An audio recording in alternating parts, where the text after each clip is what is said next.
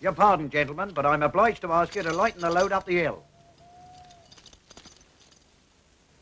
I think you'll have some slight difficulty in waking my companion. Sir? Sir? Wake up, if you be so kind, sir. No breakfast for me. I never take breakfast. Breakfast? We're a long way from Dover yet, sir. Then what the devil's happening? We are mud-bound, sir, and have been asked to lighten the load. Ah. Then it shall be lightened.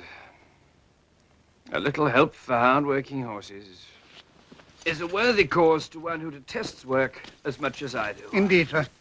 For a man of business like myself, it would be a matter of serious disability. No, I thank you. You, I presume, are not a man of business. Business? Lord love you, no, sir. Nothing nearly so respectable. But you need have no cause for alarm. If I were the robber you now suspect... Oh, no, no. Is it likely that I should be traveling unattended to the assizes? Ah, the assizes. You are a lion of the law? A lion, you flatter me, sir. I'm a jackal rendering service to a far better fed lion than I shall ever become. When one has the misfortune to be born without energy... Hold there!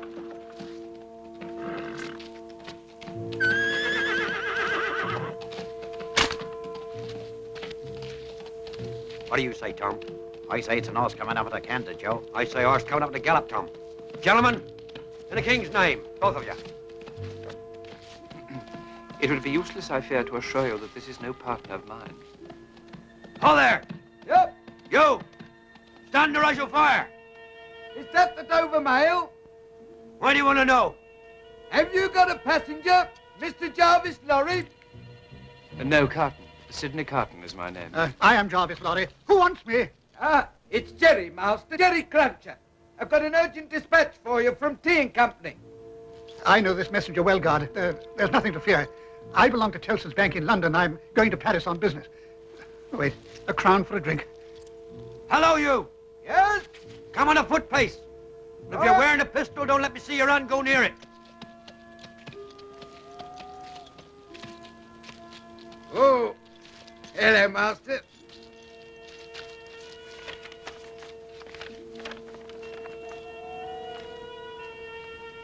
Wait at Dover for Mademoiselle. Recalled to life. Beg pardon, sir? That will serve for my answer. Recalled to life. It's a blazing strange answer. Take back that message. They will know I received this as well as if I wrote myself. Good night, Jerry. Good night, sir. Recalled to life. Good, yes. Come on. Good.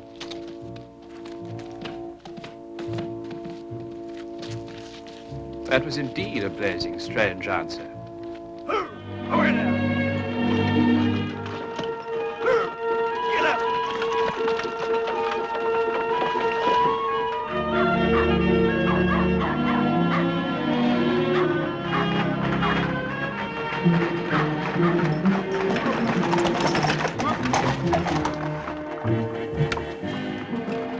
Morning, sir.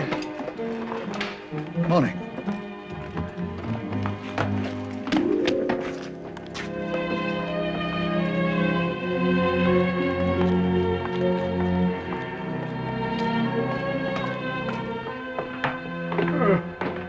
I want a bedroom and a barber, Yes, Mr. Lorry. if you please. I wish accommodation to be prepared also for a young lady. Miss Manette. Yes, Mr. Lorry. She will be arriving, I think, by the evening mail. I'll have rooms prepared. I thank you. And for you, sir? Nothing at all apart from a bowl of punch. No bed, sir? I seldom keep awake long enough to reach my bed. Nor, alas, can I look forward to the pleasure of being joined by a young lady.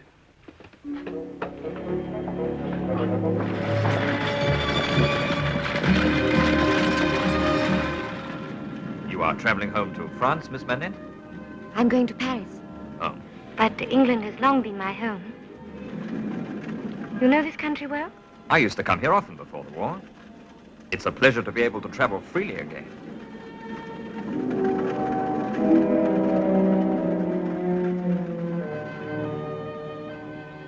I fear this is my destination. Oh.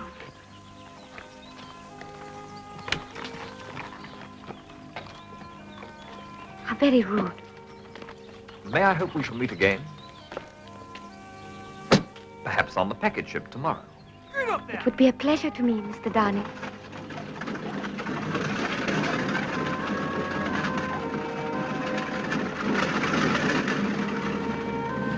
There goes an evil-minded blackguard if ever I saw one. Oh, Mr. Darnay? Oh, I thought he was a most agreeable gentleman. No, not your Mr. Darnay, miss. The other one. Though I might have known you'd have eyes for nobody else.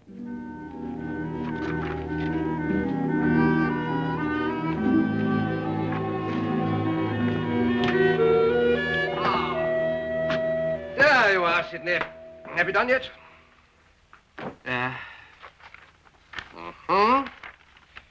Yes.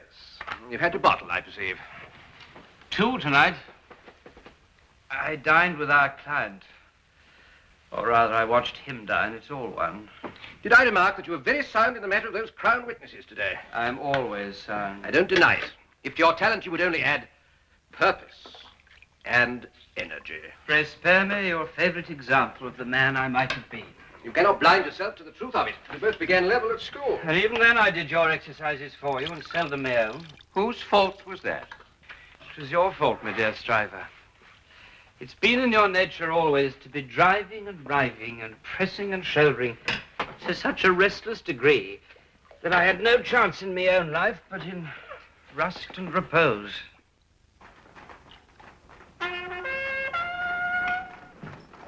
Is that the mail I hear? Yes. If I may point a moral, Sidney. Oh, hello. Hello. What a charming creature. Look, Sidney, here. Most picturesque. How say you? Oh, come, Sidney, show some taste for once. Isn't she truly delightful?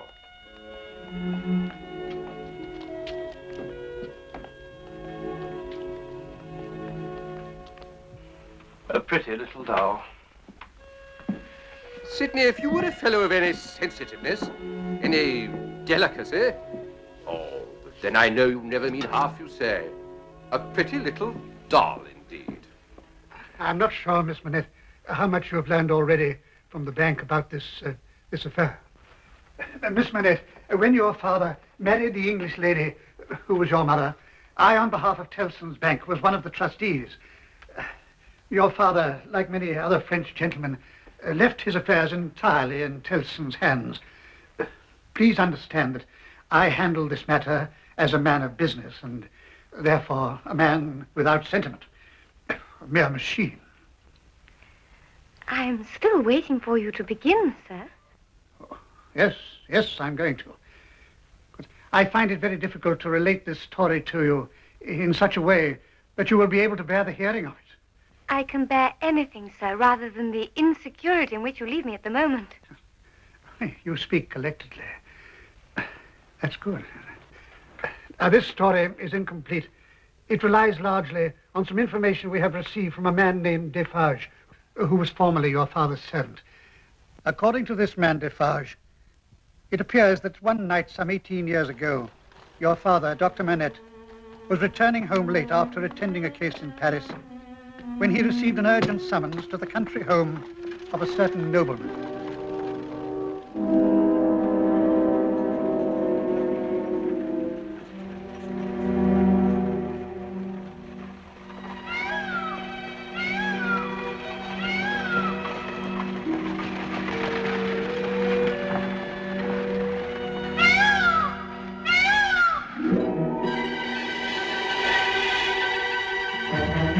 The patient was a young peasant girl. The doctor found her suffering from a high fever of the brain. To keep her quiet, she had been gagged and tied with sashes and scarves. No thought was given as to whether she might suffocate. In fact, it would not have shortened her life by much if she had.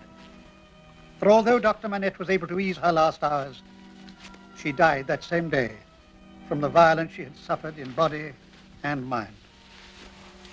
Nor was she the only victim of that young nobleman. In the stables was a boy of 17, her brother. He was dying from a sword wound. It was while Dr. Manette was attending him that he heard the full story from the servant, a man by the name of Gabelle. They were a family of 4, my master's tenants. Which means that nothing they possessed was their own, not even their bodies. The law allows a father no right to resist a claim on his daughter, but their father resisted. You're perhaps aware, Doctor, that these nobles have the right to harness a tenant to a cart and drive him like a horse or dog? Yeah, well, that's what happened to their father. This boy came here set on revenge, but my master's a skillful swordsman. Doctor! Yes, my poor fellow, I'm a doctor. Lie quiet now. Let me see to this. My sister. I've seen your sister. She is at peace now. My other sister. All alone. There's a second sister, only 15, God help her. Who told you to bring the doctor here? Monsignor, the boy is suffering so much. I thought perhaps Monsignor... Get out!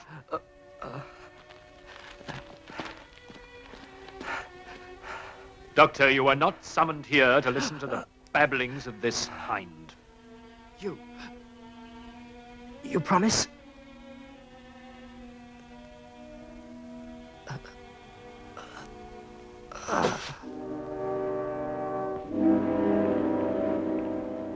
This boy is dead. You may forget these serfs. I wish only to impress upon you, Doctor, that the things that you have seen and heard in this house are not to be spoken of. You would do well to mark that. But Dr. Manette had a conscience which would not allow him to heed that warning. He decided it was his duty to write a report of these events to the minister. This action he confided only to his servant, Defarge. I'm telling you this, Defarge, because I know what influence these nobles have. Should I be prevented from keeping my promise to that boy, It will be carried out. his last concern was for his younger sister. She is now alone and unprotected. I promised him I would do my best to save her from the sport of that gallant gentleman. My parents in our village. She would be safe there, I think. As safe as any child of a people may expect to be in this France of ours. Then tomorrow, Defarge, you will see to it. I must go to my patient. He went out of the door. He never came back. Murdered. No, Miss Manette. That was not his fate. What then was the manner of his death? Miss Manette, Miss Lucie, all this time we have had no word of what befell him after he passed through that door. We could only conjecture. We never dared to hope. And now, after 18 years, he has been found. He is alive. A greatly changed, no doubt. as who would not be after all those years in that vilest of prisons. The Bastille. But he is alive and free. His old servant is taking care of him, that same Defarge. He later married the girl that he had protected, and they now keep a wine shop in Paris. It is there we are going tomorrow.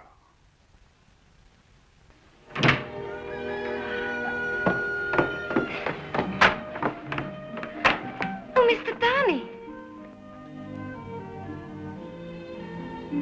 Oh. Madam? You are not Mr. Darnay. Mr. Carr. I'm so sorry. But at your service, nevertheless.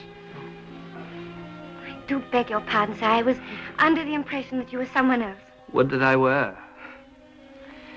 Providing always that my awakening was graced by so charming a lady. Oh, come away. The man's not yet sober. Two such charming ladies. Ah, you're ready. Now, where is that porter? Porter! Coming, sir. I've been to observe the sea. Our crossing, I think, should be tolerable.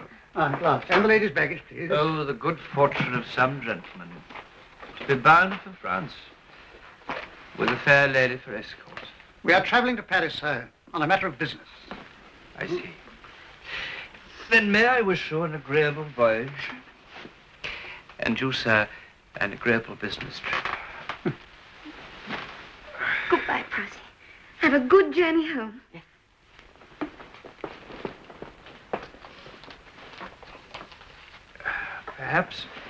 Perhaps I may offer you a small consolation, madam, for the disappointment of being left behind. Disappointment?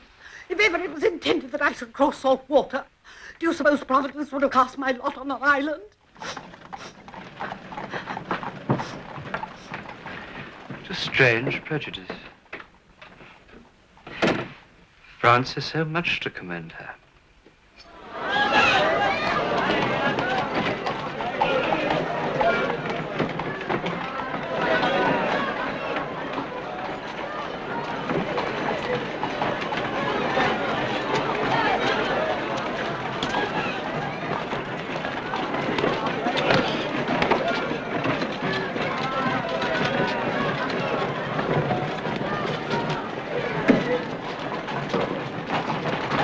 Hey!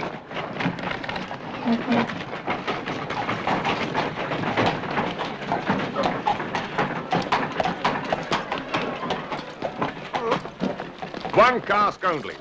One only, Monsieur Defarge? Even that is more than they have the money to buy.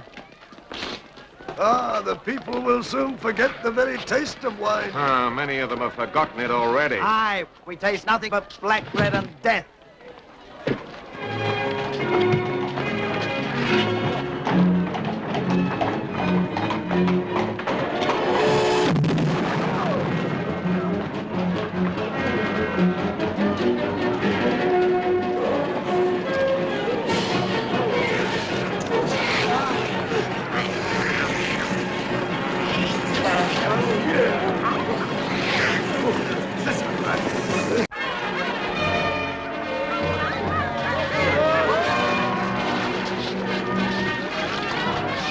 We'd do well to bolt the door. Once the tiger's tasted blood. Tiger. Poor crazed cattle.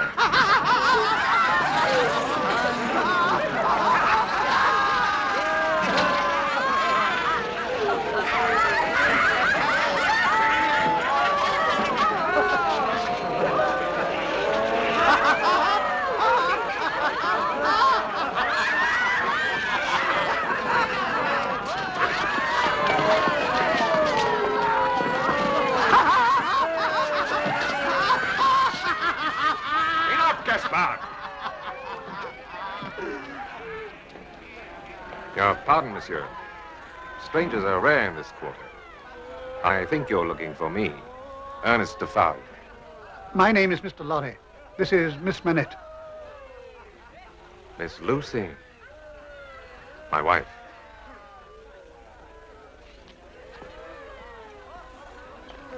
You'll have forgotten me, I think. Follow me closely.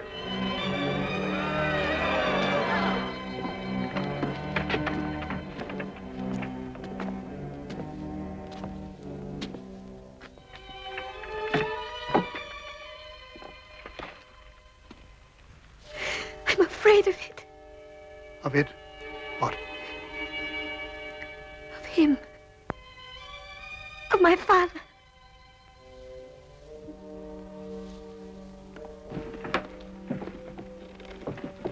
Good day.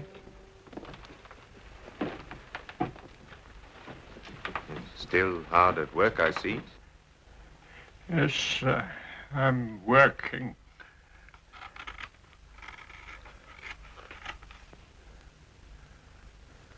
We have a visitor today.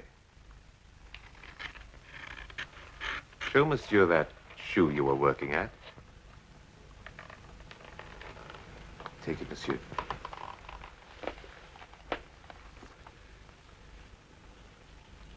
Now, tell monsieur what kind of shoe it is. And the maker's name. It's a lady's shoe. And the maker's name? And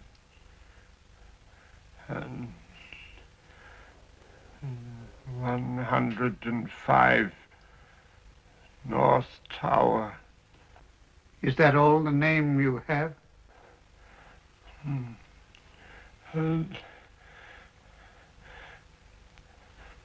105 North Tower. Monsieur Manette, do you remember nothing of me? Do you remember nothing of this man? Look at him. Look at me. Is there nothing rising in your mind? You've recognized him, monsieur? Yes. Just for a moment. I thought at first it was hopeless, but just for a moment. Shh. Back.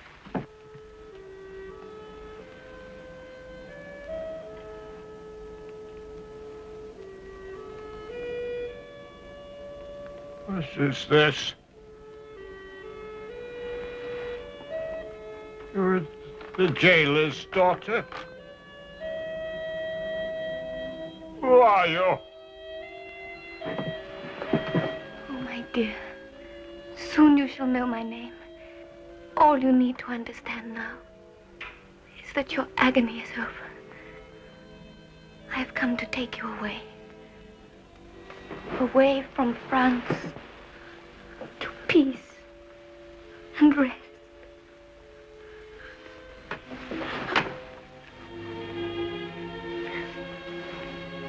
Good gentleman, he understands. Thank God.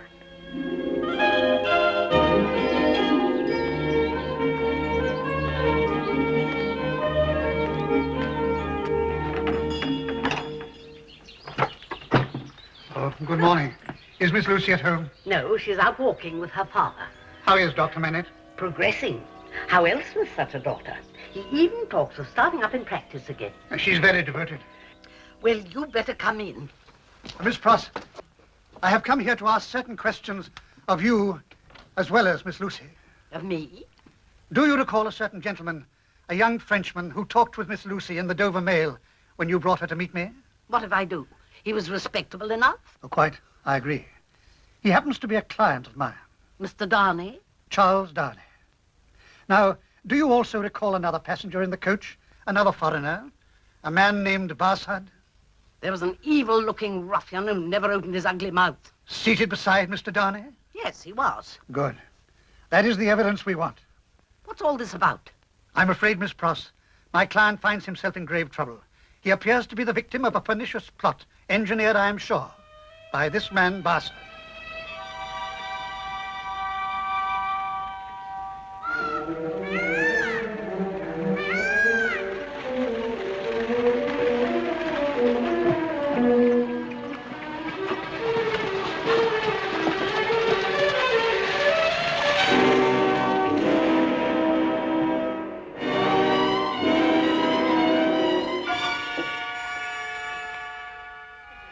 What do you want?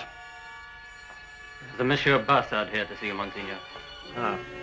Send him in.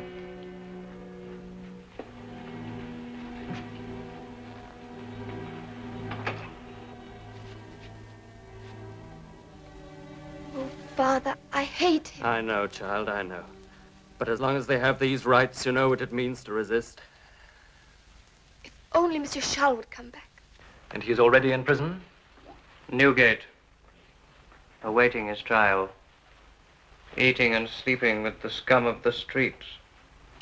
Excellent. A nobleman condemned to live with cattle. My cousin will at last begin to appreciate the benefits of our own good French system.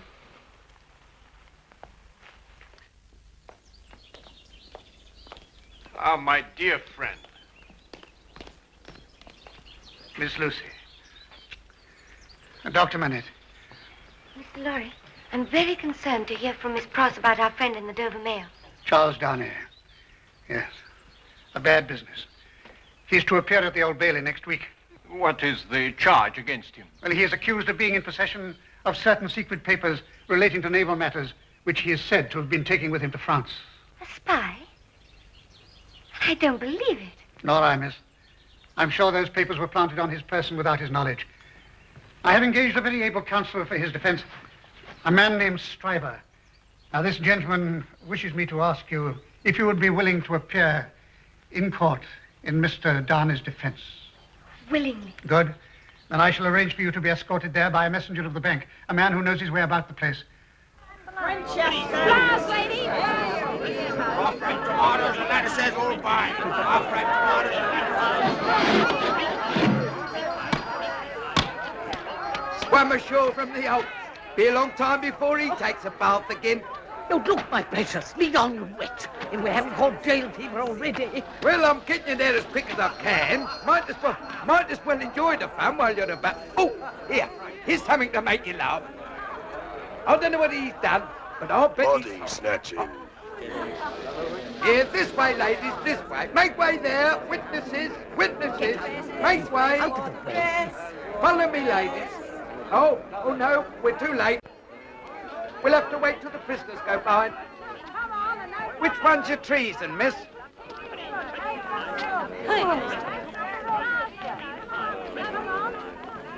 Oh, good-looking young fella. Shame, innit? What he'll look like soon. Hold your tongue. What will they do to him? No, Ladybird, no. What will they do to him if he's found guilty? Oh, well, seeing as how it's treason, he'd be drawn on hurdle and half-hanged.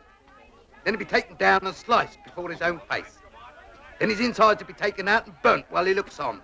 His head would be chopped off and he'd be cut up into quarters. That's the sentence. It won't happen, precious. It won't happen. We know he's innocent. Oh, for goodness sake, get us out of this place. Allow me. Oh, Mr. Carton. The same. A new ache here, of course, but in all other respects, the same. Follow me closely. Here, I'm looking after these ladies, sir. Heaven help them.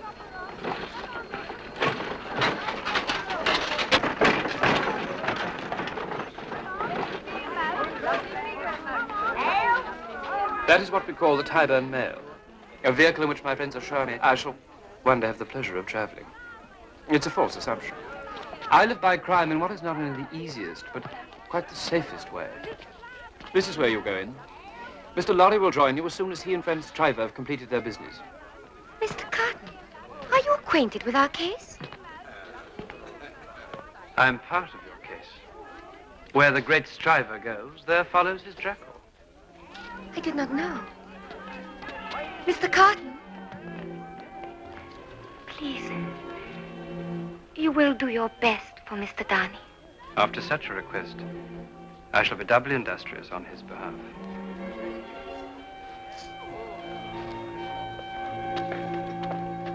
Had you any motive, Mr. Bassett, apart from your sense of duty to your adopted country? Had you any motive at all for denouncing the prisoner? No, sir, none at all. And you were not actuated by any thought of gain? Certainly not. I did only what I thought was right. If I'm offered any reward, I shall decline to take it.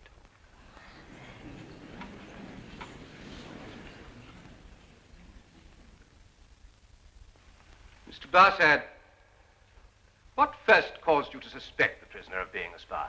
The way he was talking in the mail. You are sufficiently experienced in the ways of spies to detect one from his conversation? Perhaps I am a little sharper than most people. No doubt. So it was on account of the prisoner's conversation that you decided to get out and follow him when he alighted? It was. As a result of which you saw him handed certain papers by a certain mysterious stranger. I did. You had never seen these papers before? How could I? These papers had never previously been in your own possession? I don't know what you're talking about. I am suggesting that you acquired these papers for yourself sometime previously. And in the darkness of the coach, you transferred them to the person... It's a lie. Transferred them to the person of the man who now stands there in the dock, falsely accused to satisfy your own greed for enrichment. It's a lie, I say, a foul lie. Those papers were given to him in the dockyard, and I wasn't the only one that saw it. I've said already I've no wish for any reward. Miss Manette, we have heard some evidence as to your conversation with the prisoner in the Dover Mail. Is there anything of which we have not heard? It is impossible, sir, to recall every word. Impossible or inconvenient. I will endeavor to refresh your memory. Did you and the prisoner hold a discussion about the recent war with America? Yes, we did. Speak up, please. Now that I have recalled your mind to that event, perhaps you'll be able to tell us what was said about the war with America. The gentleman tried to explain to me... You mean the prisoner? Yes, my lord. Then say the prisoner. The prisoner tried to explain to me how that quarrel had arisen. He said... Yes? He said that as far as he could judge, it was a wrong and foolish one on the part of England. Silence! Anything else? He added, but there was no harm in the way he said this. It was said laughingly and to beguile the time. What did he add? He added that he thought perhaps George Washington might make as great a name in history as George III.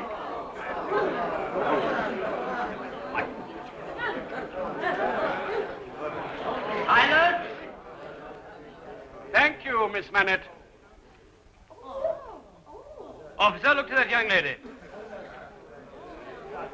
Take her outside, see she gets some fresh air. Have we your permission to continue, Mr. Cotton? Yes, my lord. And that, Mr. Clive, was the only time you ever saw the prisoner in the dockyard. Until today. I see the other party hand him the papers, secret like, and I says to myself, hello, I says. Yes, well, never mind what you said to yourself. Would it surprise you to learn that never in his life has the prisoner been anywhere near the dockyard in Dover? What a wicked lie. Look at him now and tell me if you're quite sure he was the man you saw. That's him, sir. You're absolutely certain that it was the prisoner? I am, sir.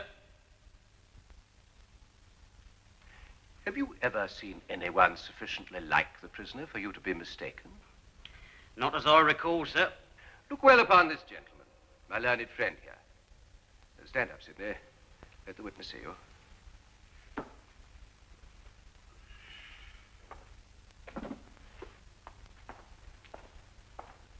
That's right. Remove your wig.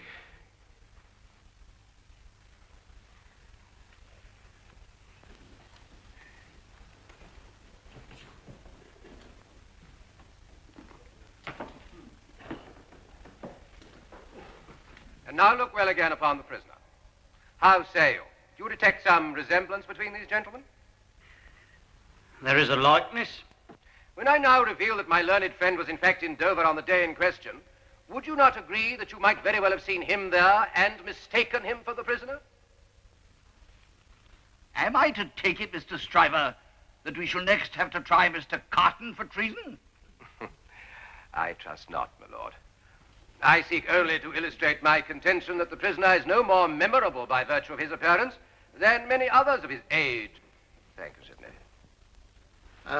Whatever the verdict, I must congratulate you, Mr. Stryver, on a most able defense.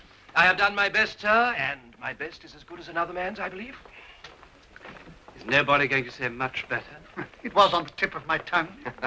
Now, Sidney. Most impudent fellow, sir, to have for once, Junior. Oh, pardon me. Harrington. How is Miss Manette? Better than being out of that court. The prisoner's distress to have caused you so much agitation. Did you see Mr. Darnay? He asked me to tell you that with his fervent apologies. Will you be seeing him again? I would so much like to ask his forgiveness.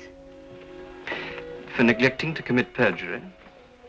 It's a grave failing in a witness. However, let us hope that you'll be able to express your own regrets to him. If I might. What does Mr. Darnay expect? The worst. It's the wisest thing to expect. And the likeliest. The jury's coming back.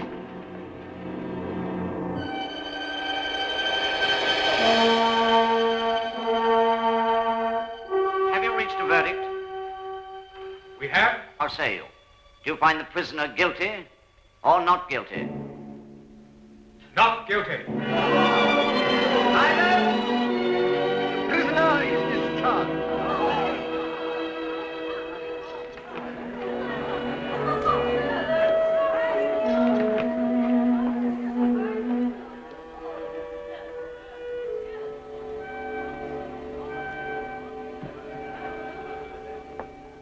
I am only just beginning to feel that I belong to this world again.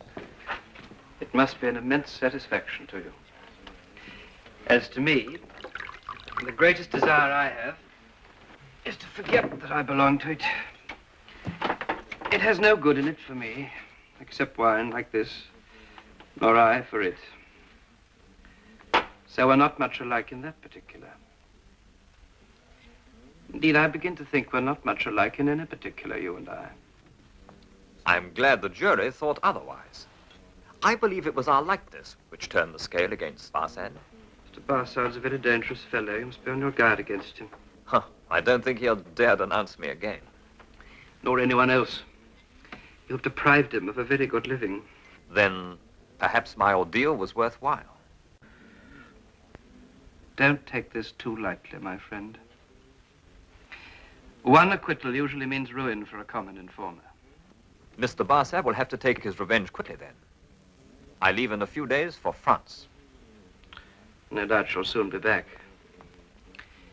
Does this country not hold a certain irresistible attraction for you? Why don't you call a health, Mr. Darnay? Why don't you give your toast? What toast? It's on the tip of your tongue. It ought to be. It must be. I'll swear it's there.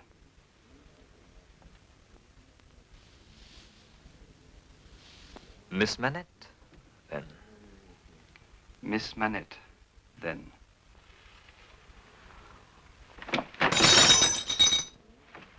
That's a fair young lady to hand to her coach in the dark, Mr. Darnay. That's a fair young lady to be pitied by and wept for by. How does it feel? Is it worth being tried for one's life? To be the object of so much sympathy and compassion, Mr. Darnay? You puzzle me, Mr. Carton. I probably owe my life to you. Yet it now becomes apparent that you have no liking at all for me.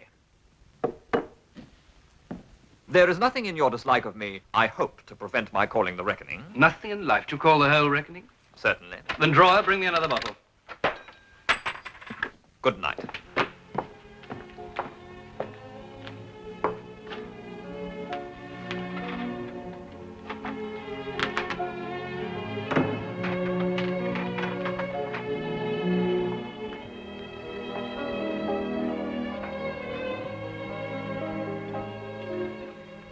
Why should I like a man because he resembles me? There's nothing in me to like. I'm a disappointed drudge, sir. I care for no man on earth. And no man on earth cares for me.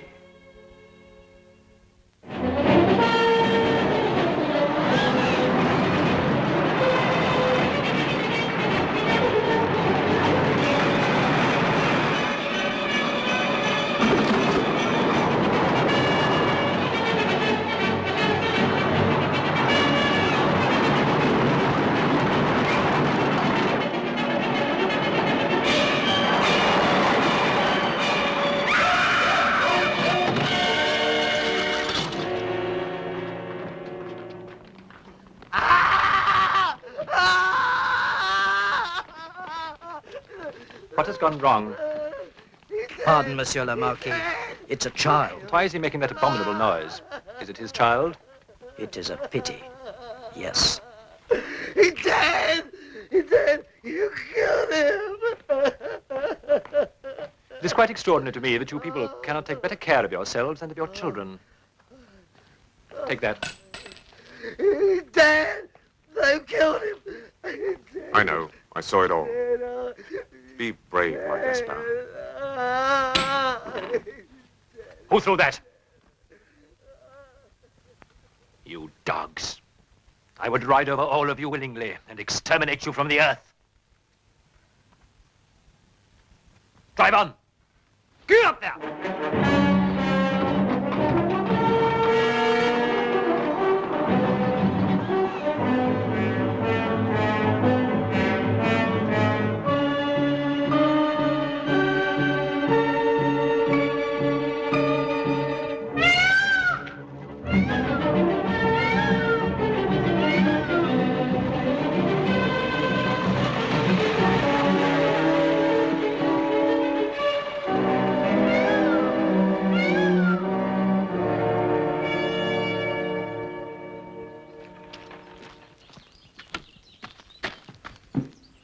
Ah, there he is, fresh from his English jail.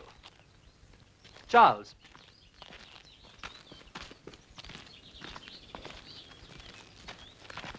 My cousin Charles, Monsieur Poulon.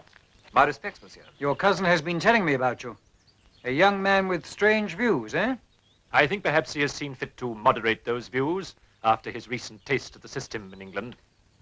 To me, it's preposterous that this is a farming estate. Yet, there isn't one single family in the village out there which has even bread to eat tonight.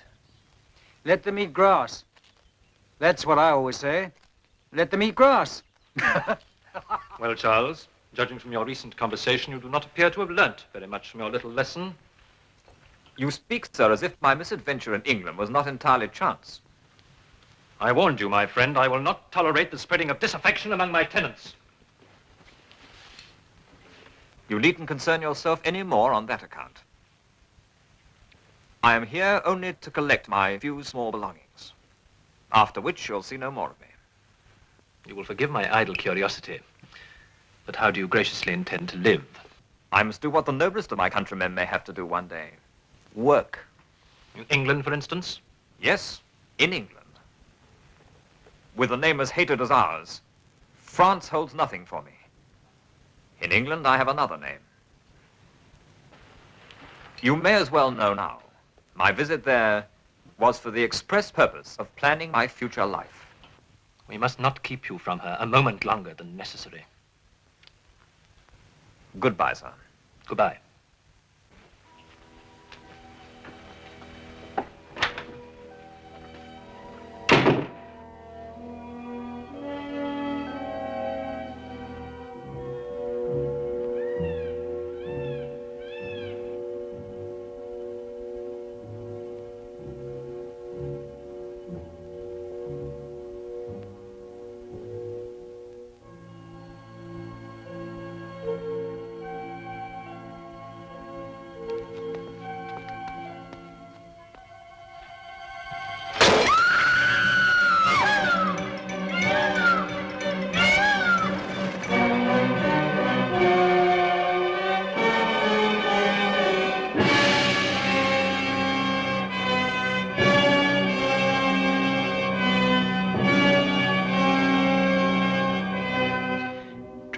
Fast to his tomb.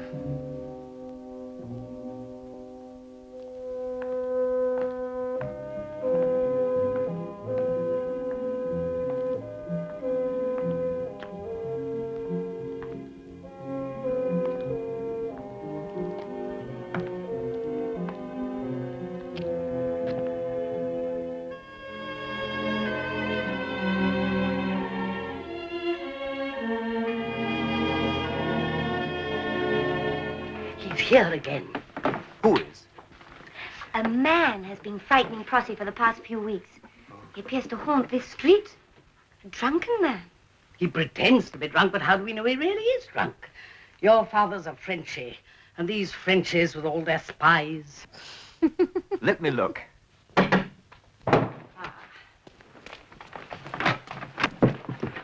I wanted to... Doctor, come quick. Yes, I'll come at once, Mr. Miller. You run on back, have some water on the boil. Right. I'll walk with him. Keep an eye on him, just in case. That drunkard's gone. Don't wait up for me. Good night, my darling. Good night, Miss Pross. Good night. Good night, Miss Pross. Doctor, I've been awaiting an opportunity to ask if I might come and see you in private. You're ill, Charles? Oh, no, sir. It's not my health. Ah. Then if it's what I think, you better come before I take surgery in the morning. Thank you, sir. I appreciate your understanding. If you ask me, he's hiding behind that tree. There, he moved. I knew it. He's very intoxicated. Why should a drunken man trouble to hide himself from the doctor, miss? Answer me that.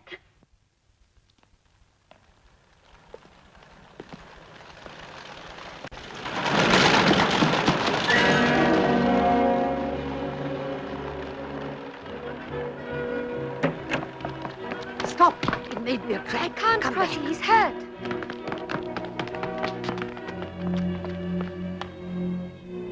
It's Mr. Carton. That'll cause more worry for us. He's hurt his head. Lucie. Beautiful Lucie.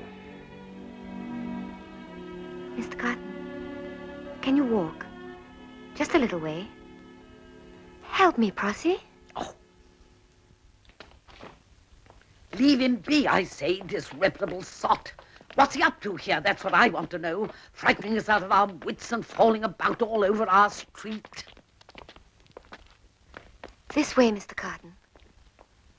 Carefully. Down here. My humble pardon. I never intended to venture into this house. Prossy, will you be so good as to brew a pot of coffee? I'll not leave you alone with a man in his state. Nonsense. I wouldn't touch a hair of her head. Of course not.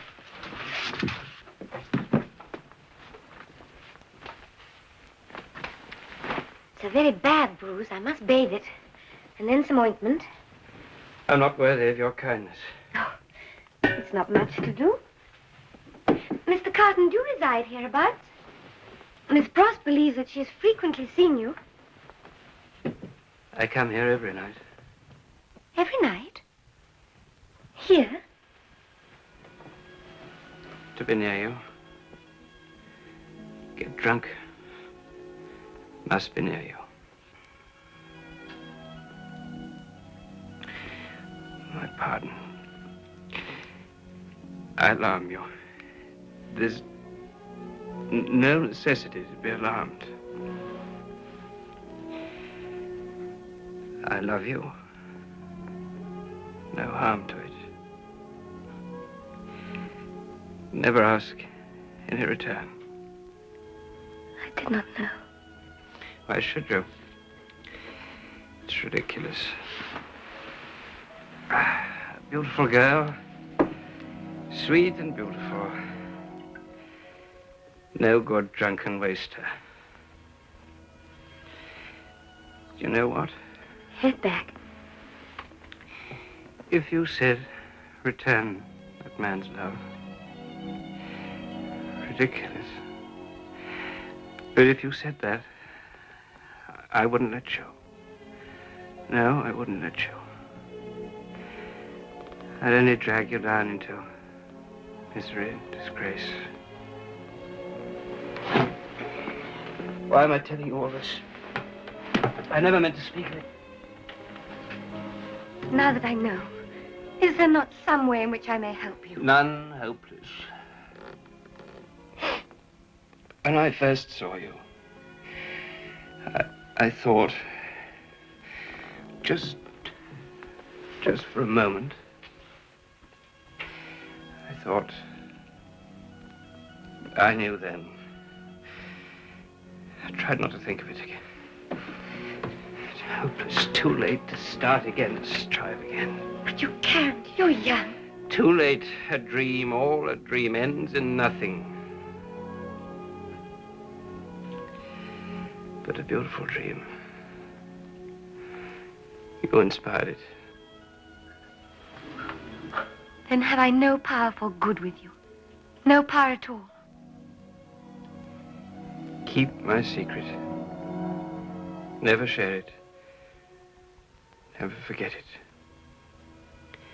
You promise? That I promise. Willingly. It's all I need. All I ask. A small matter. When I die, one good thing to remember. My name, my faults, my miseries, all carried in your heart. Never shall I forget. Anything ever I could do for you, keep in your mind. Know that I would do it. Anything. Enough. Useless talk. I only distress you. Not worthy of such feeling. What's this? I have coffee to sober you. Who wants to be sober?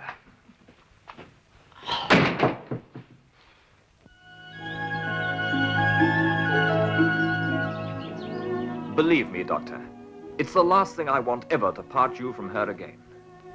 What I ask as a fellow exile is to be allowed to share this new life with you, under the same roof. If Lucie will accept me. Lucie, of course, is the whole world to me. Without her, my return to life would mean nothing. But if you are essential to her happiness, and I truly believe you are, then I must give her to you, Charles. Dr. Manette, I swear you shall never have cause to regret your faith in me. You're no doubt eager to speak to her, and that I think is a patient I hear. Doctor, before I see her, there is one thing I should tell you. My name as an exile is not my true name. Now stop. I take you as I've come to know you, Charles. Tell me nothing more. But, sir... Now, don't speak. You've been told what happened to me 20 years ago. If my future son-in-law is a past aristocrat, I prefer not to know it. Mr. Carton. Mr. Carton. Miss Manette, I'm here for a moment only, because I'm not a man who takes much time over apologies. I find myself owing so many that it's easier to dispense with the whole business. Then pray dispense with it. I would, but for one thing. I know from my hazy recollection that my behavior last night was unpardonable. That doesn't greatly concern me, it often is. But you made me a certain promise, which I recall as clearly as if I'd never taken a glass of wine. It shall be respected. Thank you. That was my chief concern in coming here, lest you might simply have been humoring a drunken fool. Is it not often said that the truth emerges at such times? And truly said. Miss Manette, in all my drunken babbling, there was not one false word. That's what I wanted you to know. You may rest assured that I shall never refer to this again. Charles. Come in, Darnay. I was about to take my leave. Goodbye, Miss Manette. Goodbye, Mr. Carton. You're not your usual loving self today, Miss Pross. No invitations to coffee. Oh, wait. What is it now? Something I should have remembered to tell Mr. Darnay.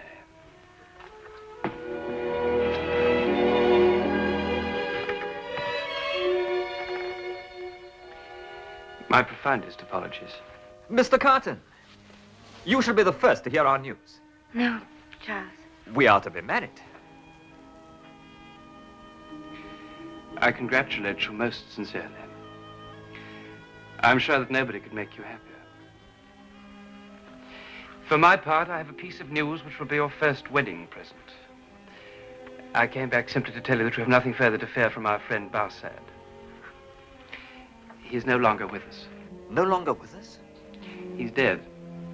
He took a false step into the river. I passed his funeral on my way here. That's a relief indeed. Though he could have chosen a better moment to inform us.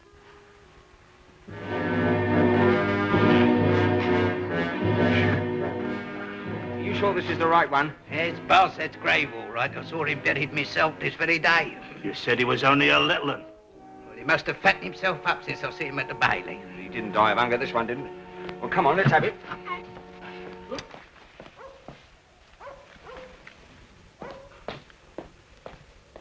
All quiet.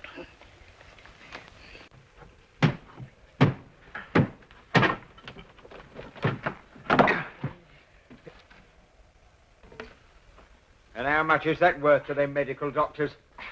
Eh? A slippery wiper, swindling honest tradesman. First one I've met that didn't turn up at his own funeral. It's on account of his dirty trade. Lost his reputation when they acquitted the French in. Now he has to make a new start. Let's put him back. Just like that bastard. Can't even be trusted to croak.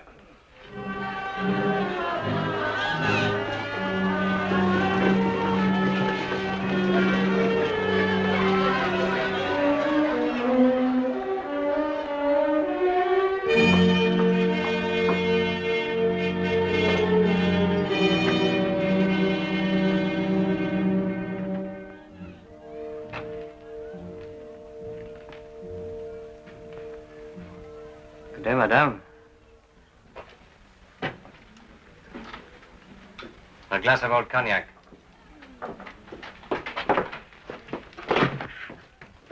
They've taken Gaspard.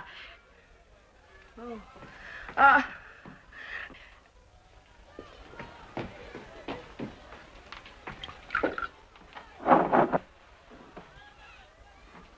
Poor Gaspard. You are acquainted with Gaspard? I know him only as the assassin of the Marquis St. Evremont. This is my husband. Good day, Jacques. You deceive yourself, monsieur. My name is Ernest Defarge. Quite so. But isn't it the custom for those of certain sympathies to address one another as Jacques? You may address me as Jacques. Who sent you here to spy on us? Madam, whatever gave you such a preposterous idea? No one but a spy of the aristocrats would dare to speak to us like that. Wouldn't a far-sighted person do so? One who sees which way the wind is blowing. What wind, monsieur? You know very well, Jacques. The first puff of that wind swept the Marquis St. Evremont to his grave. And speaking of Evremont, I think you'll be interested to have news of his cousin, the new Marquis. He's settled in England, we know that. Yes, and getting married. Did you know that, too? You should have, for you're acquainted with his bride-to-be. To whom do you refer? Why, to Miss Manette. Didn't she call here once to claim her father? The poor, oppressed doctor. You see, I make it my business to find out these things. I could be a very useful comrade. Jacques?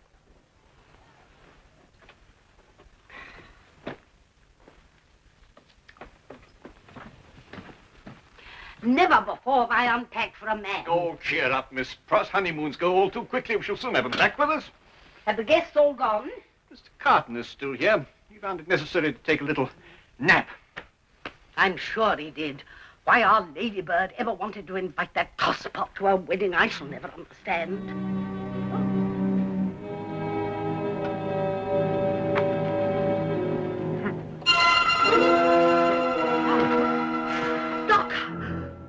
Mr. Carton! Oh, Doctor, what is it? Mr. Carton! Mr. Carton! Oh, come quickly, the doctor.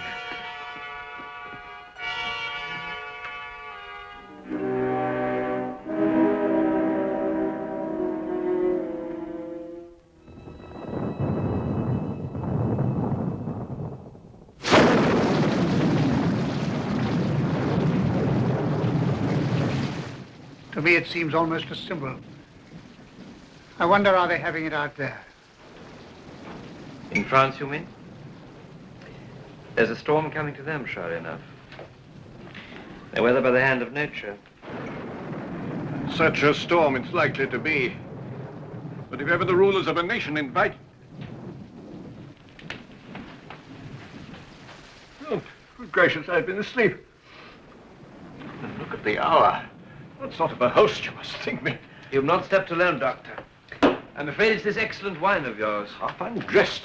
Truly most ashamed. I'm afraid we all partook a little too freely.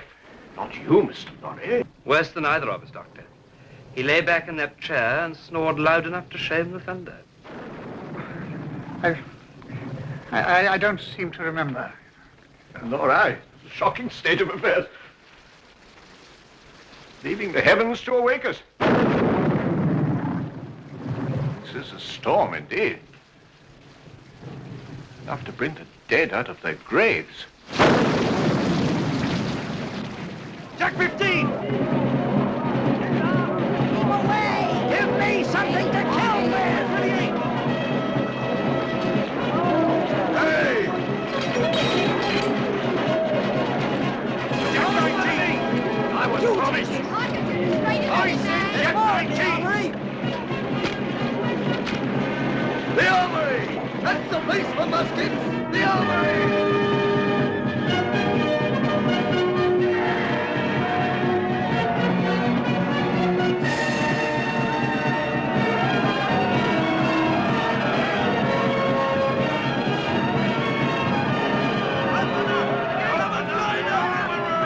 Stand away!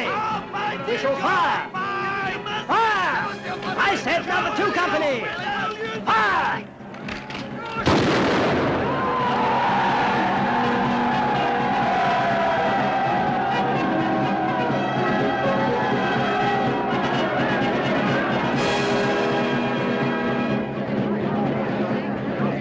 The Gulf Franchise have come over!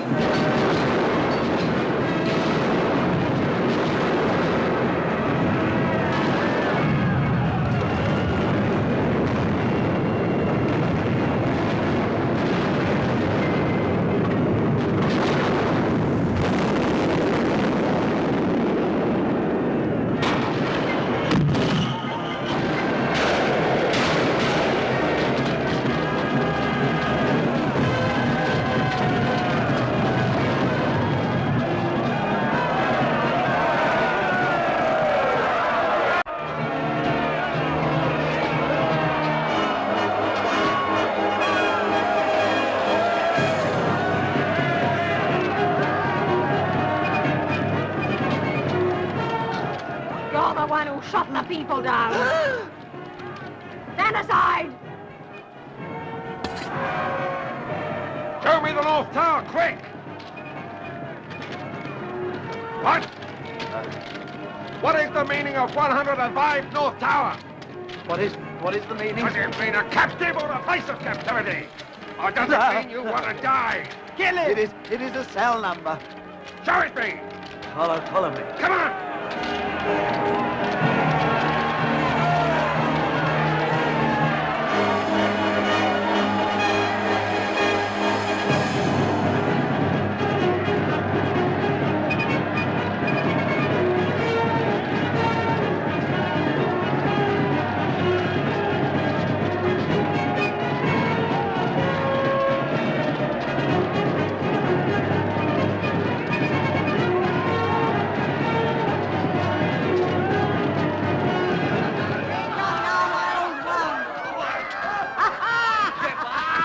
Found it. In 105 North Tower. We've got old Foulon. Foulon! Foulon! He who told us to eat grass. He's eating grass now in the very place we last met him. Hey, citizens, let's get down there. Come on.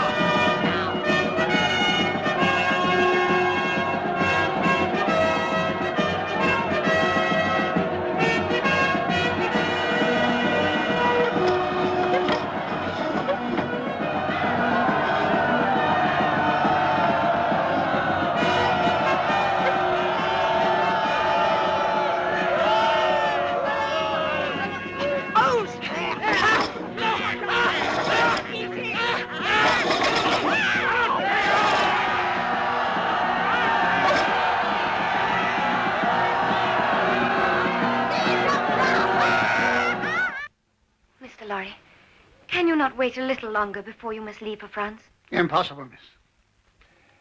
If you could see the chaos in our Paris office. Now it's spread to all the countryside, there'll be danger in every mile beyond Calais. I think they would be too busy with their own affairs to interfere with an old fellow like me. I'm taking Jerry Cruncher with me as a bodyguard. I wish we could make you change your mind. No, I've delayed this visit too long already. Even as I'm talking to you, Paris may be afire or sacked. Our customers' property burnt or plundered. You cannot save it. Maybe not, Charles. But in a tidy business way, I can see that all changes of assets are truly recorded. If there's anything of yours that I may look to... There is nothing of mine in France.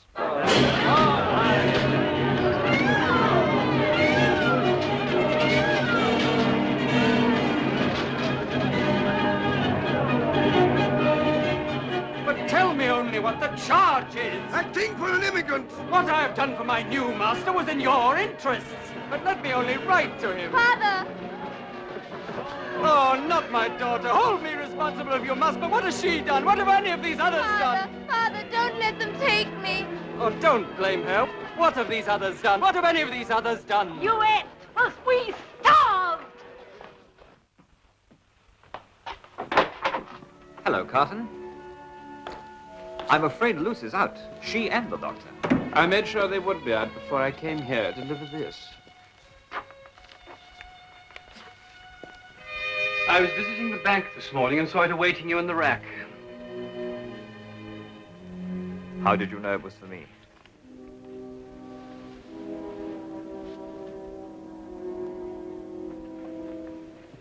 Where did you get that? You were careless enough to have it still among your possessions. How did you come by it? I stole it. I went to your room the night that Dr. Manette was taken sick. Curiosity impelled me to trace its noble origin.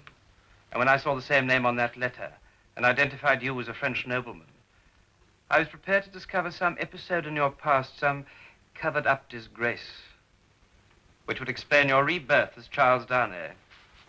Knowing your dislike of me, I'm sure you would have found it most welcome. I was truly thinking more of Lucie. Then allow me to reassure you. I disclaim my title, and with it my estate, solely because the name on this letter is one of the most hated names in France. Before asking Lucie to marry me, I decided to renounce it completely, wash my hands of it. How simple it all sounds. Far simpler than I'd imagined. Goodbye to France. Farewell to all responsibility. Would you like me to burn that letter? I see now that you have no cause to read it. It comes from Gabelle, the man I left in charge of my estate. I sent him instructions long ago to give the people their freedom. Devil take it! You were right to chide me. Gabelle and his daughter have been imprisoned, taken to Paris and lodged in La Force. He fears for their lives.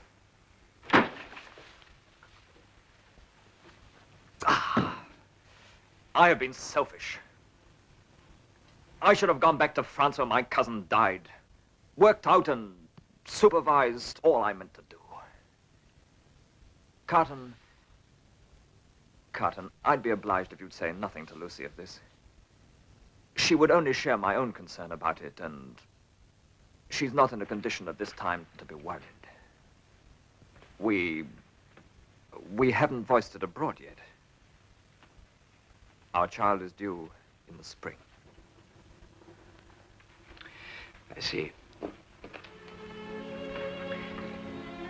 In view of that, I hope you won't contemplate doing anything foolish.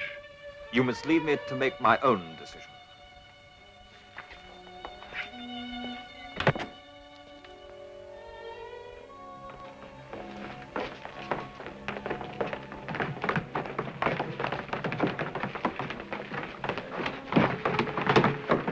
Lucie. Oh, Sidney, forgive me for disturbing you at your work. My work. But you did once say if there was anything you could do for me. Anne meant it. Charles has gone to France. You will see why. Some servants are in danger. Sidney, I must go to him. I understand I need a permit. I would have gone to Mr. Lorry, but unfortunately he's in Paris already. Lucie, it'd be most unwise for you to go to France at a time like this. Sidney, I must. You may not know, but Charles's family were aristocrats. Yes, I knew. You knew? Then you will understand. But you can't. Sidney, I must. I know he's in danger. I must go to him.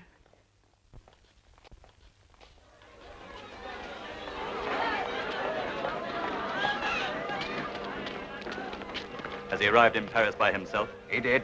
Bring him to me. Yes, sir. Is Citizen Defarge here? Yes.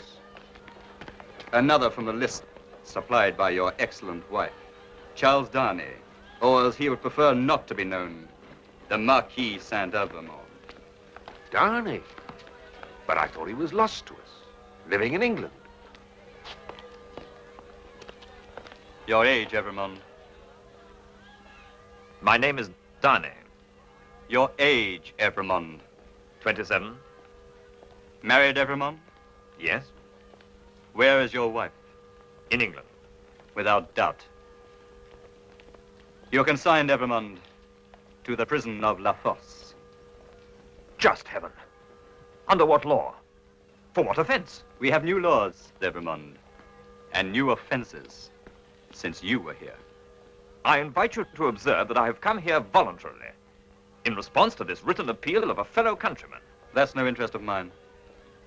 I surely have the right to be heard. Immigrants have no rights, Evremont. There's a new decree confiscating their property. But I have no property. And condemning to death all who return. Take him away, Defarge.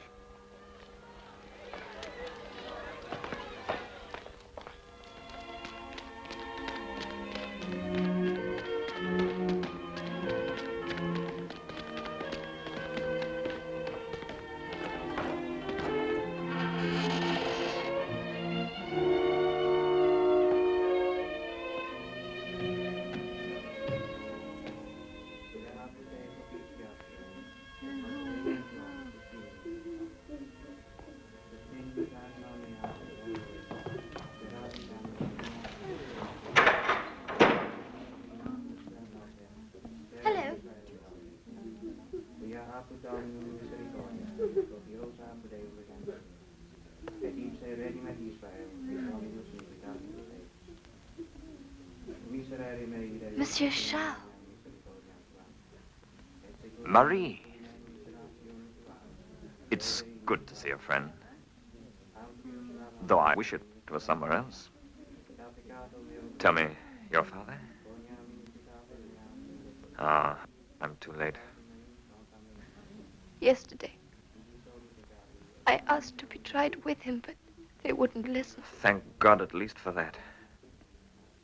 My cause is yours, Marie. And it's a good cause.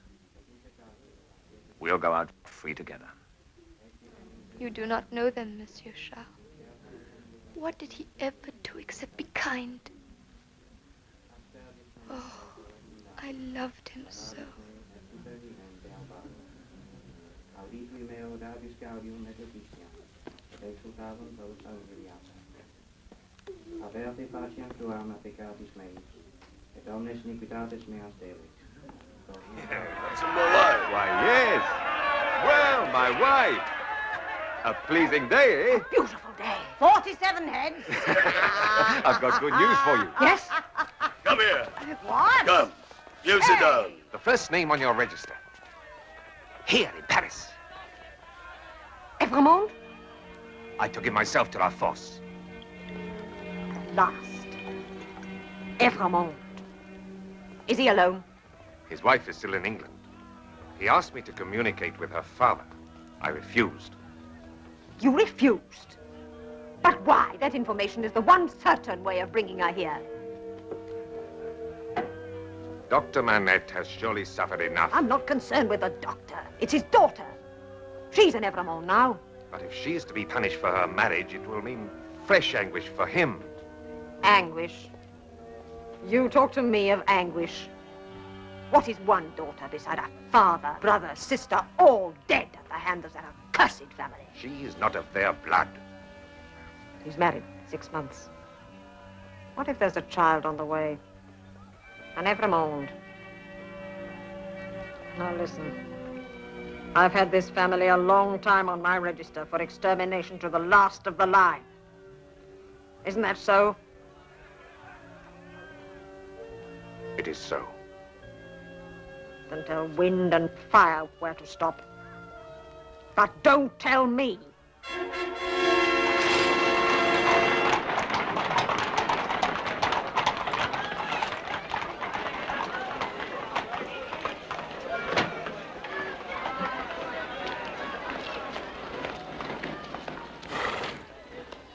Alexander Manette? Yes? French? Physician? Good. Lucie Darnay, French. This is my daughter. Emily Pross. English. Yes, and proud of it. Is this your first visit to France? It is, and I hope my last. Prossie. She's my companion. Oh. Sooner yours than mine. Where is the fourth passenger? Hey! Wake up! Come on, wake up! Patience, my good citizen, patience.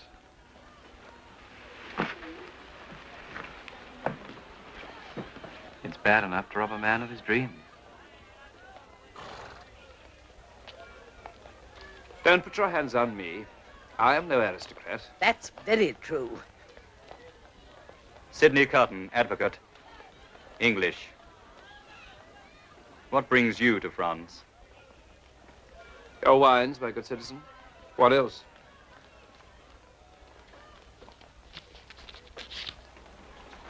Proceed.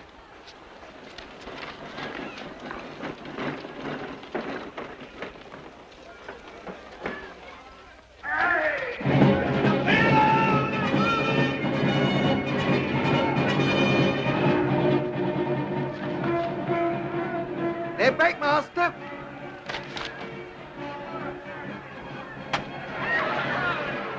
Do not do anything to attract their attention. Ain't there no way of stopping them coming here? It's a convenient spot for an armory. Between the two big prisons. Well, no, we dare not protest.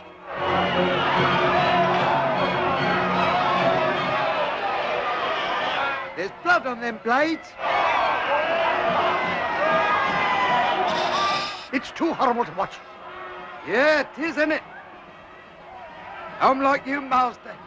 Scares me to the marrow, but I'll just have to gotta keep on looking.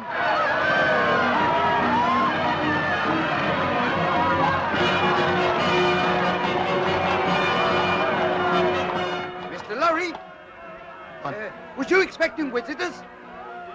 No. God help them, whoever they are. It's Dr. Manette.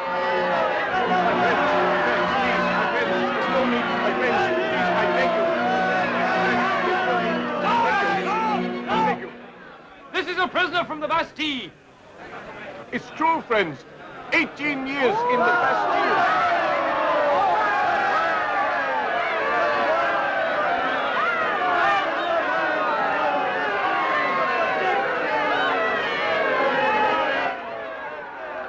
Can these be the people I used to know? Brutality, I fear, only leads now to more brutality and worse. They can't even wait now for their prisoners to be tried. Oh, don't heed it, my precious. What would a banker know about it? What have I said? Charles Darnay is a prisoner in La Force. Oh, may heaven forgive me. We've searched everywhere he might have been. We heard this news but an hour ago. Dr. Manette hopes to plead for him at the tribunal. That's why we've come here. Oh, then all will surely be well, judging by the esteem they show for him.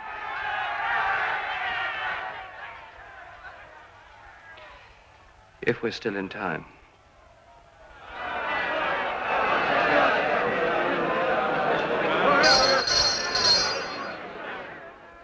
Any help I gave my father, sir, was only for the good of our neighbors. He was a kind man. He did his very best for them. Your father was executed as an enemy of the people. Do you dare to impugn the justice of this tribunal? I say you. Guilty. Death. Within 24 hours.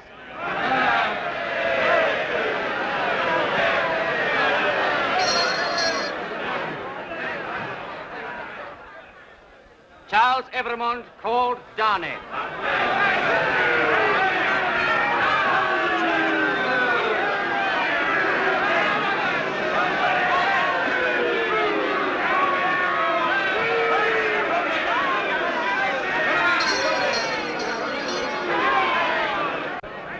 I knew Darnay was not his true name. Charles Evremond, called Darnay. You are accused as an emigrant whose life is forfeit to the Republic under the decree that banishes all emigrants on pain of death. Enemy of the Republic! Death!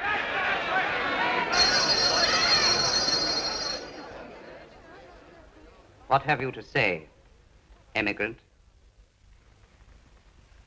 I submit that I am not an immigrant. I left this country more than a year ago to live by my own industry in England, sooner than live on the industry of the overladen people of France. Have you any proof of this?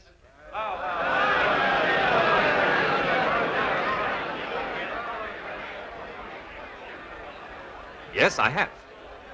The truth of my statement will be confirmed by Dr. Manette, the good physician who sits there.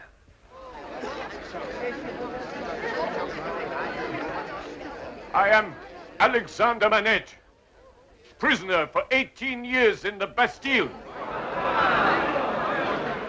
I was released nearly 2 years ago and settled in England. The accused was one of the first friends I made there. He has been faithful and devoted to my daughter and myself in our exile. And she was a witness in his favor when he was tried for his life by the aristocratic English government as the foe of that country and friend of the United States. You have heard enough. We find the accused not guilty.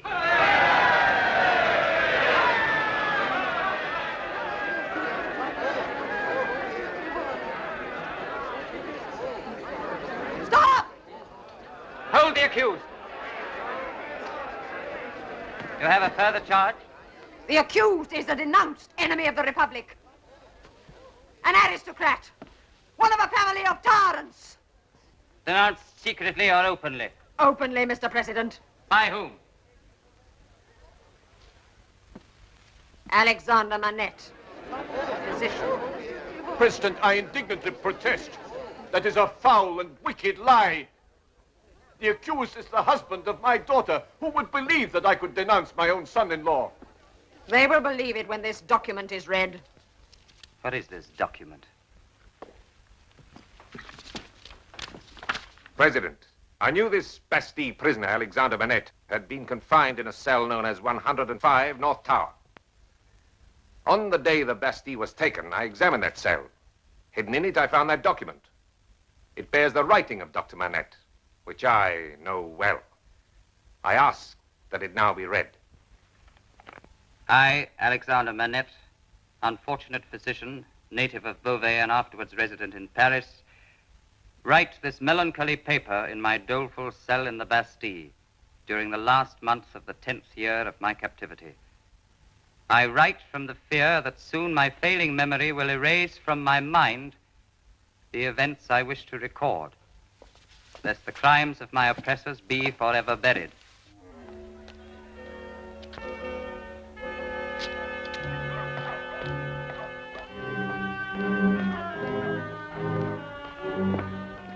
There he goes. There we have him. Are you sure I'm right? If that ain't Bastille, they'll have me head took off. But what's he worth to us? That remains to be seen.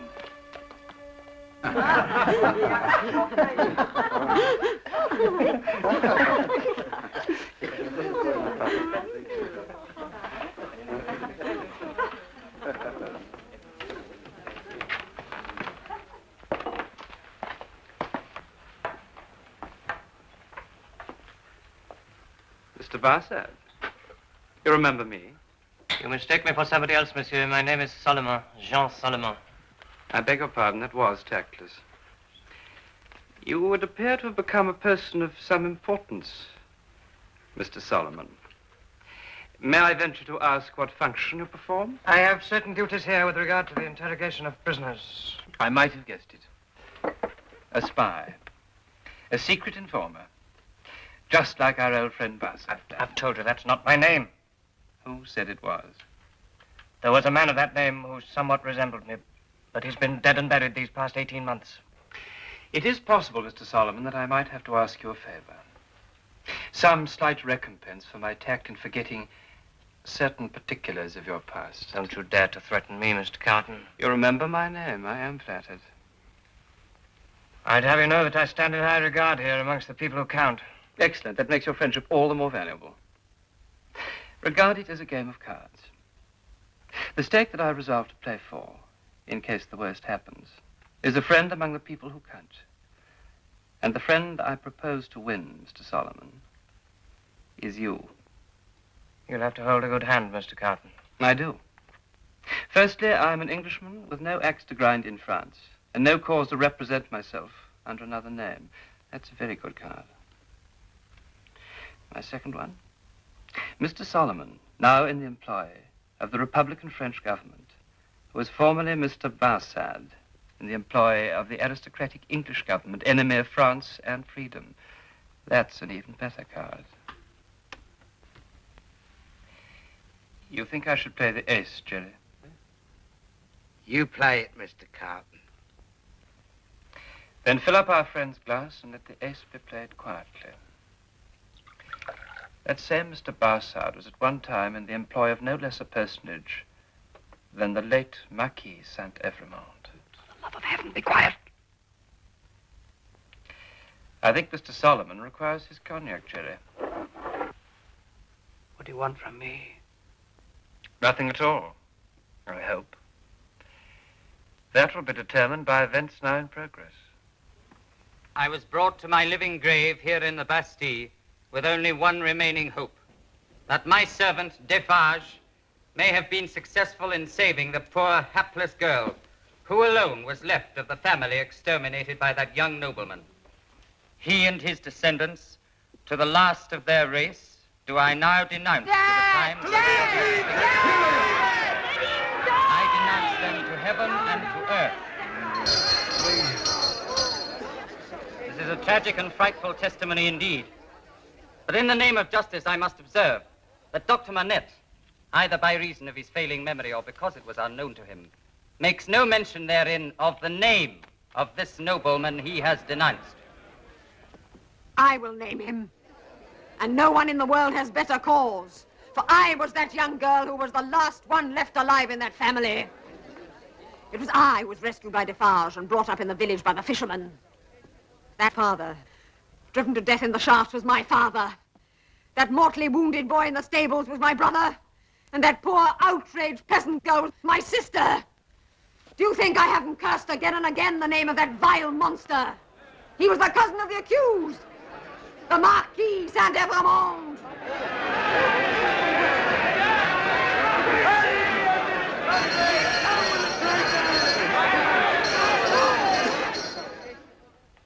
I tell you once and for all, the thing's impossible. No prisoner ever yet escaped from La Force. Who spoke of an escape?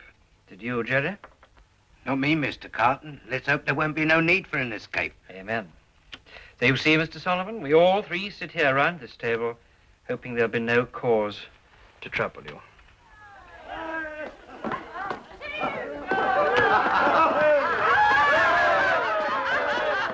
Is there a verdict in the Evermont trial? Yes, in 24 hours.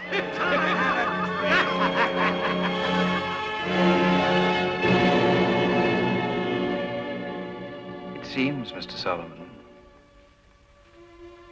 that I shall have to ask you that favor.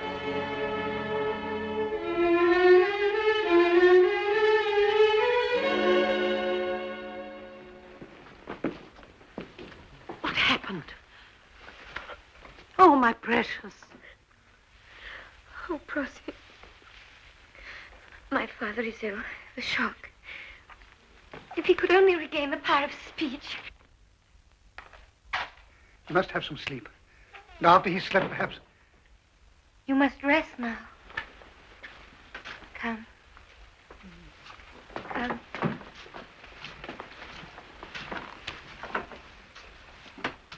It's happened again. I feared it when that vile woman denounced the family of Evermont. The family? Well, you heard it yourself. I wasn't there at the end. You weren't there. I heard the verdict from the rabble in a wine shop. You're disgusting. Forget about me. I'm of no importance. Did you say the whole family was denounced? To the last of the race. You realize, I suppose, the danger in which this puts Lucie? Oh, thank God her relationship is by marriage only. Lucie is carrying a child in Evermont.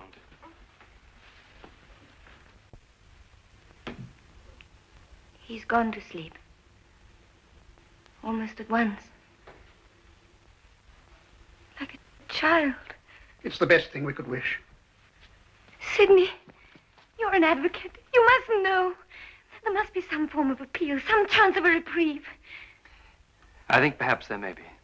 Do you really believe that? We shall do all that's humanly possible. Better get a little sleep yourself now. He wouldn't want you to fret and worry. No. I think perhaps I may sleep. Now. Lucie.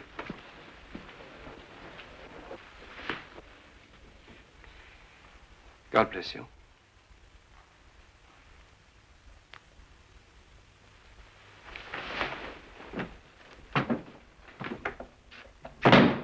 How can you be so unkind, so heartless?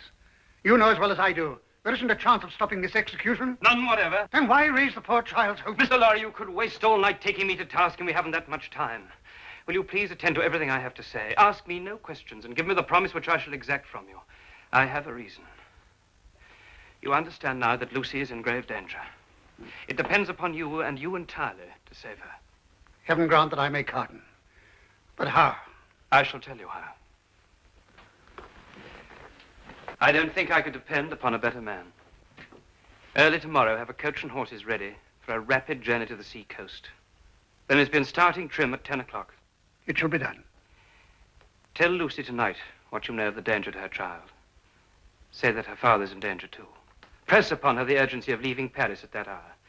Tell her it was her husband's last arrangement. Tell her that more depends on all this than she dare believe or hope. I will. See Lucie and her father into a coach out here in the courtyard. Take your place with them. The moment I come to you, take me in and drive away. I may not be in a condition to assist you. Don't look at me like that. For once in my life, I am quite sober and deadly earnest. Promise me, solemnly, that nothing will make you change my instructions. I promise. Here, then, are my papers. Take them and keep them with the rest. You may need them tonight. It's dangerous to be abroad in Paris without papers. You are not to question my instructions. Remember your promise. I shall remember it. I hope to do my part faithfully. I hope to do mine.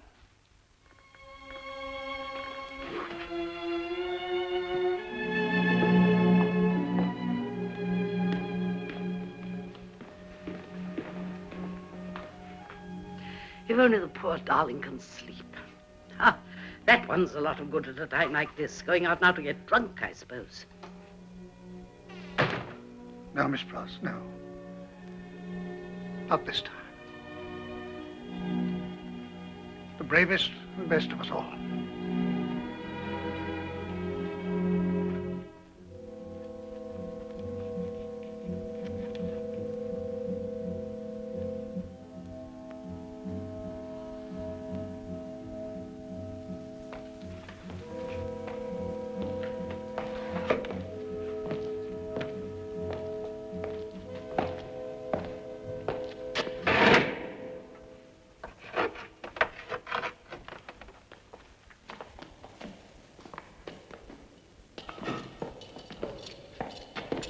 What do you want?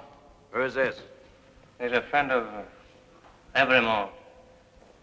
He's English. Evremont. Poor old Evremont. He's got permission to say goodbye to him. Looks as if he has been making a night of it. Trying to keep his courage up.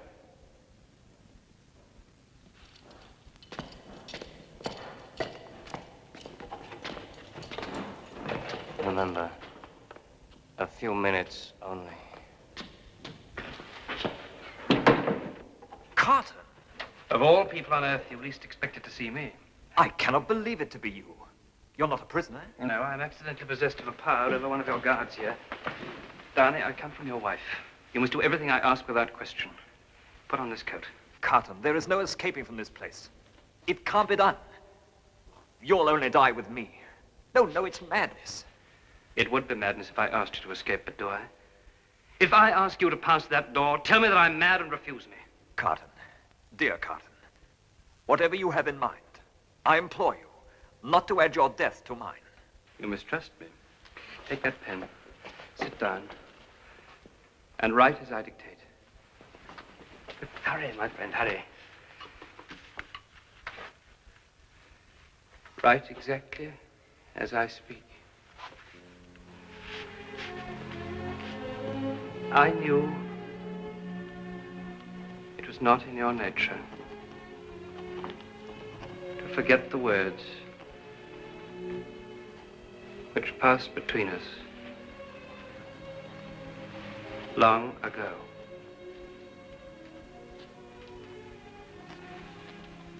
I am thankful that the time has come when I may truly prove them. What vapor is that? Vapor? I'm conscious of nothing. Right on. That I do is no subject for regret or grief.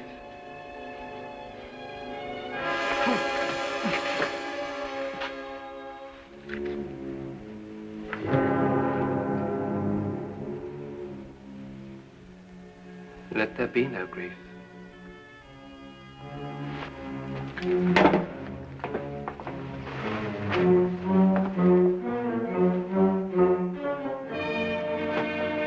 Ah, Therese, I was just coming for you. I saw you here. I have some business to do before I go to the guillotine today. But today is your day of days. I shall be there for the 23rd head. Ah, Evremont. That'll bring the loudest shout. What I have to say is not for the ears of my husband. Huh? Defarge is a good enough Republican, but he has weaknesses.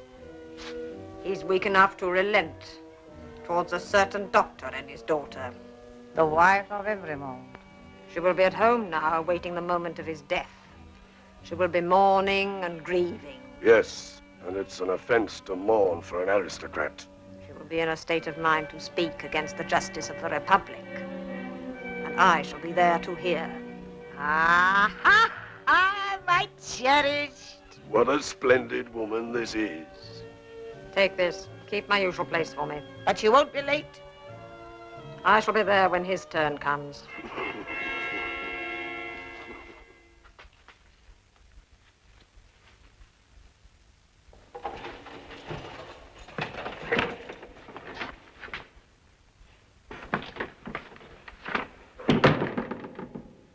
You see?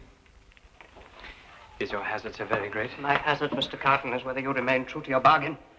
I shall remain true to it. To the very end. Can any man keep to a bargain like that? Have no fear. I shall soon be out of harm's way. And so, please God, will they. My coach is still outside? Yes, it was a minute. Get some assistance.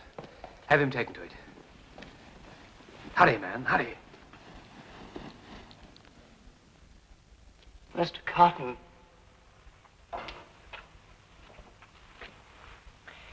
Tell them to take him to Tillson's bank. He has friends there.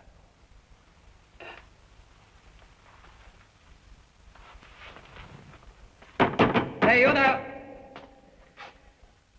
Goodbye, old Sidney. Hey, you there. Gentleman needs a bit more help this time. Out like a light. I'm not surprised the load he had when he came in. I wish I were rich enough to stick like this one.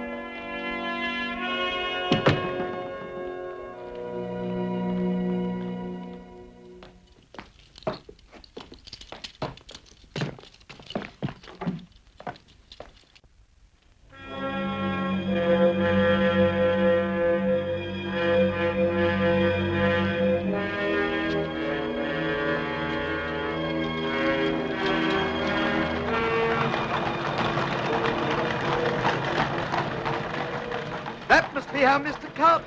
All right, put him in this coach. He can sober up on the journey. Right? You have your papers all right? And Jerry's? Yes, don't bother about us. We can look after ourselves. You and Jerry will follow in the second coach. Now go and send Miss Lucie out immediately.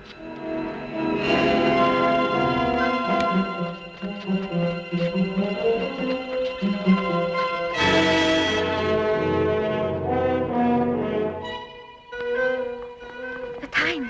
It's so near. You must go quickly. Has Mr. Carton returned? Come, this minute. Wait!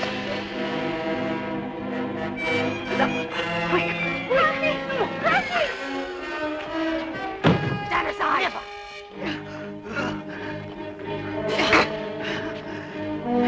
You can't get the better of me. I'm a Briton.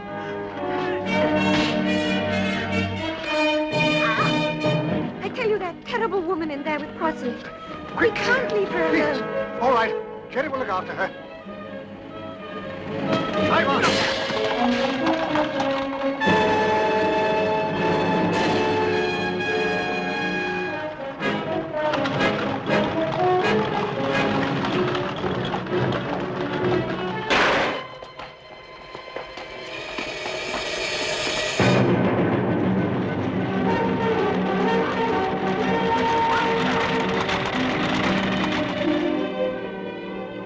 Marchand, Durbenois, Garneau, Gabelle.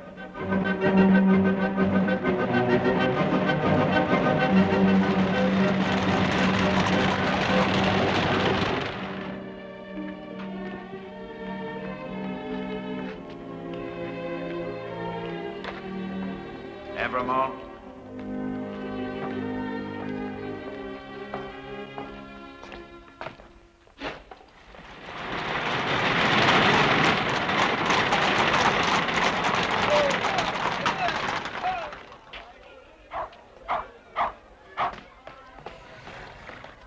Four travellers to England. Jarvis Lorry, banker, English. That's me. Alexander Manette. Alexander Manette.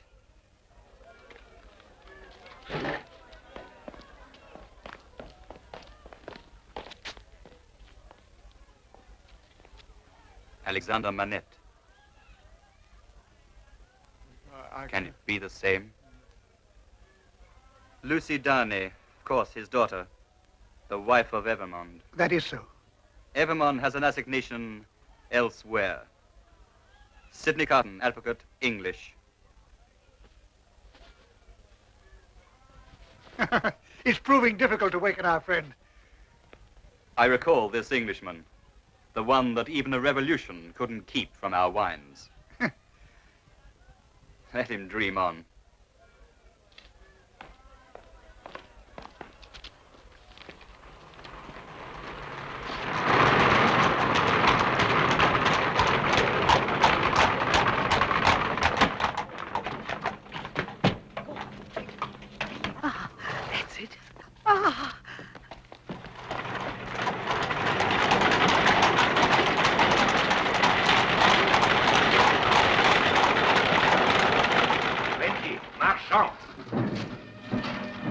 21 Capelle.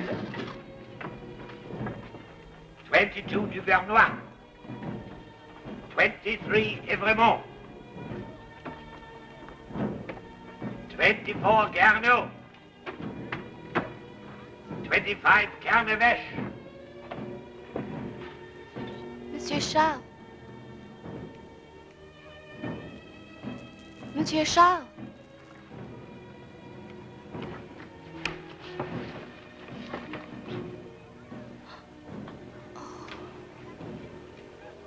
I thought you were Citizen Evremont. And who shall say I'm not? You? Are you dying for him? And another. May I hold your hand, stranger?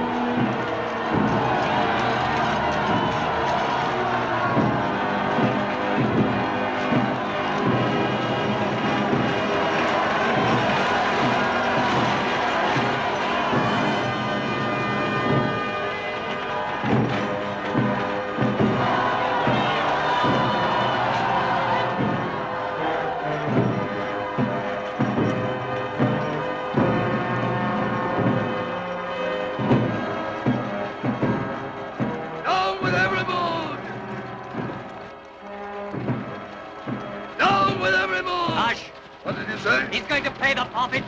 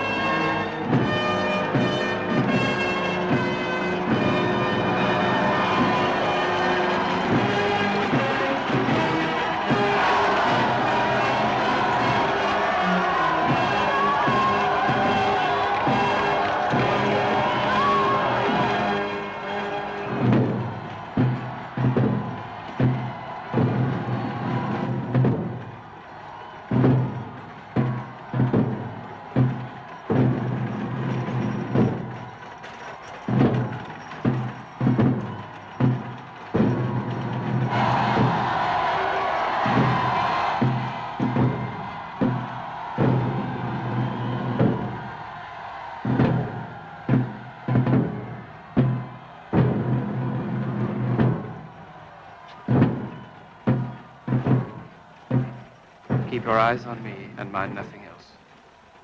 I mind nothing while I'm with you. I shall mind nothing when I go. If they are quick. They will be quick.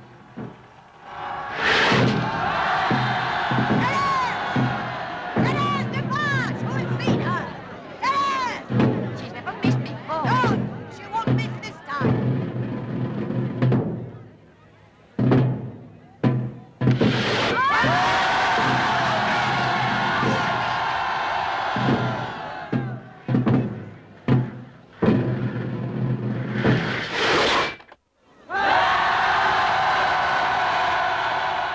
Is the moment come?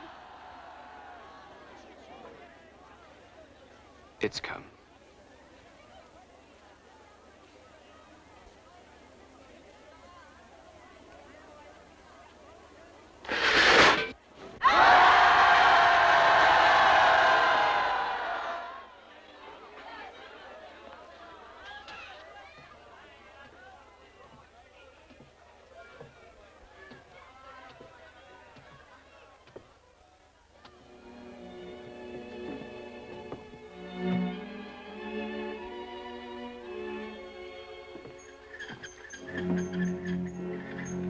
Suddenly, I want to weep.